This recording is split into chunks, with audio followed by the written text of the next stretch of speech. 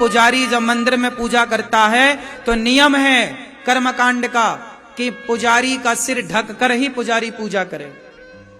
आपने देखी होगी बाजार में कि रामनामी मिलती है। क्या मिलती है? रामनामी, जिसमें राम राम, सीता राम, राधे श्याम लिखा रहता है। तो जब पूजा करो मंदिर में तो सिर ढककर ही करना चाहिए पूजा, कपड़े से। मर्यादा है ये। सिर ढककर ही पुजारी जी को पूजा करनी चाहिए।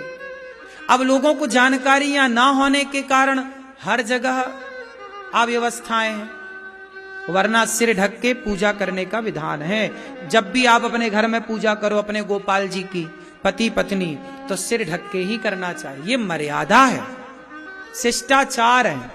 जैसे माँ बाप के पांव छूने का एक शिष्टाचार है। अब इसमें आप कहो क्यों माँ बाप के पांव छुए जाते हैं? आयुर्विद्या यशोबलम, आयु विद्या की वृद्धि होती। भाई छुए जाते हैं, हम तो ये जानते हैं, और कारण भी पता है कि आयु विद्या यश की वृद्धि होती है। लेकिन ये सवाल नहीं है आप पूछो कि क्यों छूना है माँ बाप के पांव।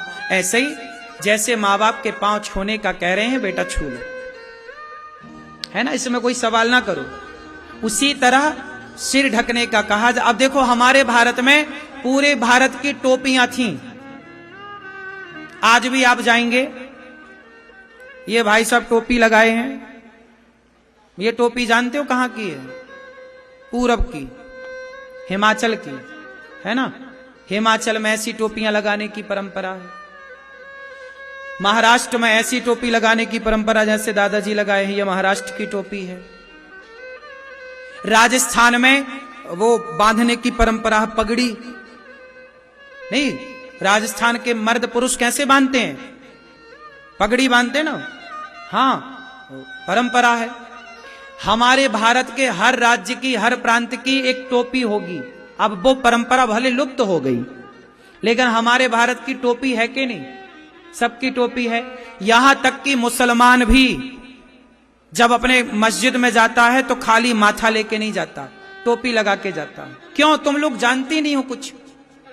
सब परंपराएं नष्ट हो गई तुम्हारी आधुनिकता के चक्कर में। मुसलमान भी टोपी पहन के नमाज करता है, खाली मस्तक उसे भी नमाज करने की परमिशन नहीं है। बोलो हाँ। फिर इसलिए सिर ढकना, चाहे स्त्री हो चाहे पुरुष, भगवान के द्वार पर जाओ तो खाली से, ये मर्यादा रही है। लेकिन अब इन मर्यादाओं का पालन, अब तो ना तो लड़कियां दुपट्टा डालने को तैयार हैं। हम तो दुपट्टा डालते हैं, लड़कियां दुपट्टा नहीं डाल रही हैं।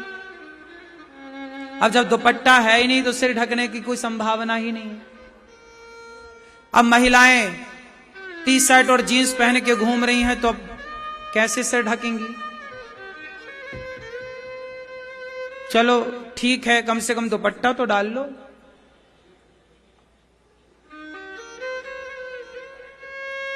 मर्यादाएं थी, लेकिन अब सारी मर्यादाएं, सारी सब खत्म है। अब क्या कहें? अब कहें तो लोग कहें अरे महाराज जी आप भी कौन से जमाने की बात कर रहे हैं। ठीक है भाई, नहीं करते बात।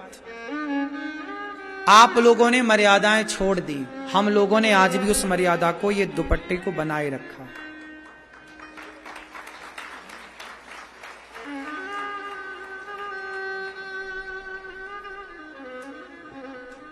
क्यों मैया? सही है। ससुर को देख करके बहू सिर ढकती थी कि नहीं? बोलो। जेठ को देख करके सिर में पल्लू। हम ये नहीं कहते कि तुम लंबा घूंगा, हम घूंघट की बात नहीं कर रहे हैं यहां पर। क्यों मेरी मां? घूंघट की मैं बात नहीं। घूंघट डालो मत डालो आपकी स्वतंत्रता, केवल सिर पे कपड़ा। आज भी पुरानी स्त्रियां हैं, जो पुरानी जमाने की बूढ़ी अम्माएं, आज भी उनका सिर खाली नहीं होता।